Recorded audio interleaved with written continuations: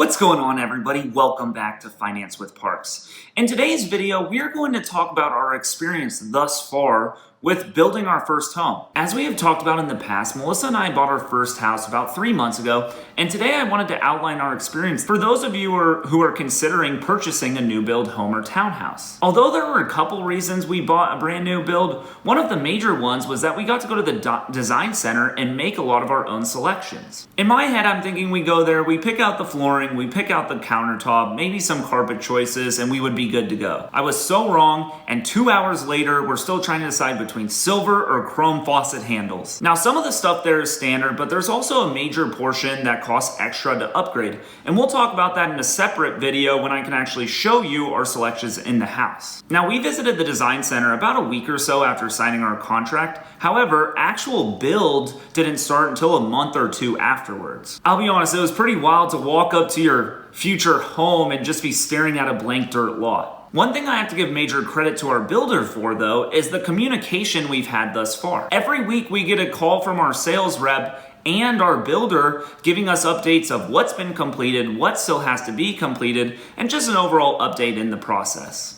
From what I've heard, most builders do a similar thing, but it's been really cool to have something to look forward to on Fridays and hear about the update on our house. We also try to drive by the house as much as possible to have some of those progress photos so we can look back and see how far it's come. We're about a month and a half in, so I'll show you some progress photos right now.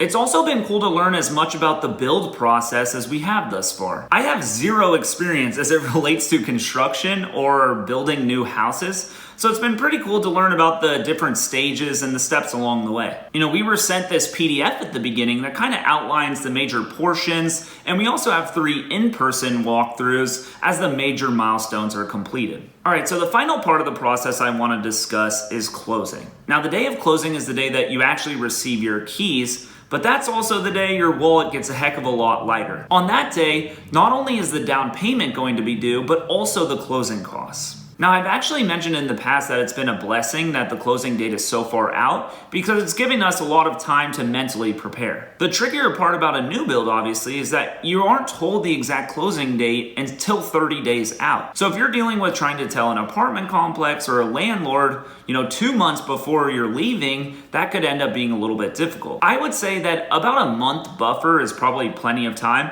I know there's probably some people who've had horror stories about their build schedule extending out 3 to 4 months even. But for us, CB Jenny has been good about, they told us end of January at the beginning and are still on track to meet that date. The other outstanding item financially is the interest rate. Now, lately I've been seeing a lot of videos of people securing 30-year loans for 2.8, 2.9%, which is absolutely insane, and it's honestly killing me. With our lender, unless you're willing to pay a little bit of an extra fee, we can't lock in our interest rate until 60 days out from closing.